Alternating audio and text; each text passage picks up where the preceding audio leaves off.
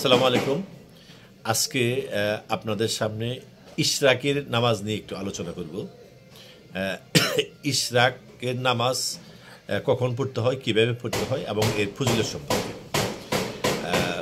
সূর্য উদয়ের 20 থেকে 25 মিনিট পরেই এই নামাজ শুরু হয়। অনেকেই আবার বলেছেন যে 15 থেকে 20 মিনিট, যেটাই হোক, আপনি 20 মিনিট পরেই, সূর্য উদয় 20 মিনিট পরেই নামাজ পড়তে পারবেন। এই সময় থেকে নিয়ে সূর্য মধ্য আকাশে আসা পর্যন্ত, অর্থাৎ সূর্য উদয়ের জায়গা থেকে এক বর্ষা পর্যন্ত, অর্থাৎ 1.5 মিটার পর্যন্ত উদিত হওয়ার এই সময়টাকে বলা হয় দুহা। এই জন্য এই নামাজকে বলা হয় সালাতুল দুহা বা ইশরাকের নামাজ। তো ইশরাকের নামাজ এই সময় পড়তে হয় আপনি জানলেন, এবং এই নামাজের ফজিলত সম্পর্কে আমি বলবো। এই নামাজের ফজিলত সম্পর্কে নবী করিম সাল্লাল্লাহু আলাইহি ওয়াসাল্লামের তিরমিজি শরীফের 586 নম্বর একটা হাদিস রয়েছে। সেই হাদিস বলছে, যে ব্যক্তি ফজর নামাজ আদায় করলো এবং সূর্য উদয়ের পর পর্যন্ত আল্লাহর জিকিরে মগ্ন থাকলো এবং সালাতুল দুহা অর্থাৎ ইশরাকের নামাজ পড়লো, 2 রাকাত নামাজ পড়লো, সে একটি হজ ও উমরার সওয়াব পেল। সুবহানাল্লাহ।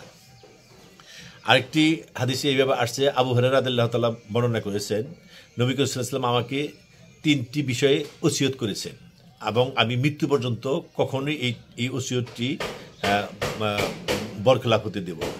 সেটি হচ্ছে যে, 1, প্রতি মাসে 3 দিন রোজা রাখা, 2, সালাতুল দুহা নামাজ পড়া, এবং 3, রাতে ঘুমাবার আগে ভিতরের নামাজ পড়া।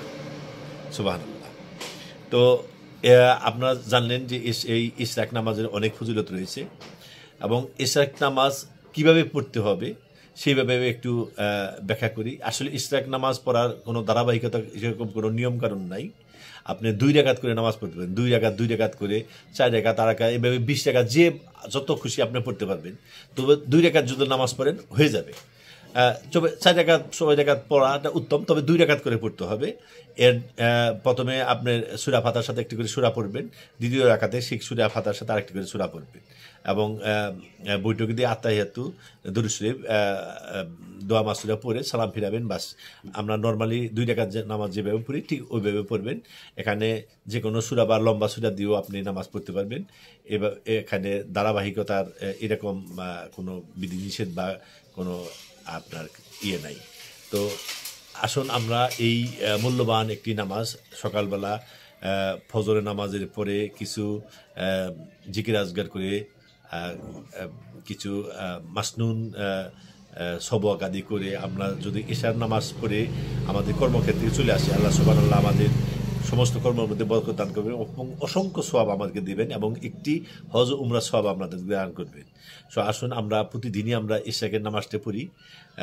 যেহেতু একটি নফল নামাজ, আপনি যদি না পড়েন কোনো সমস্যা নাই, কিন্তু আপনি অসহস্র সওয়াব থেকে আপনি বঞ্চিত হবেন। আসুন আল্লাহ সুবহানাহু আমাদের এই নামাজটি পড়ার জন্য তৌফিক দান করুক এবং এই সওয়াব আমাদের উপর নসিব করুক, আমাদের গুনাহগুলো আল্লাহ মার্জনা করুক। আমিন। আসসালামু আলাইকুম রাহমাতুল্লাহি ওয়া বারাকাতুহু।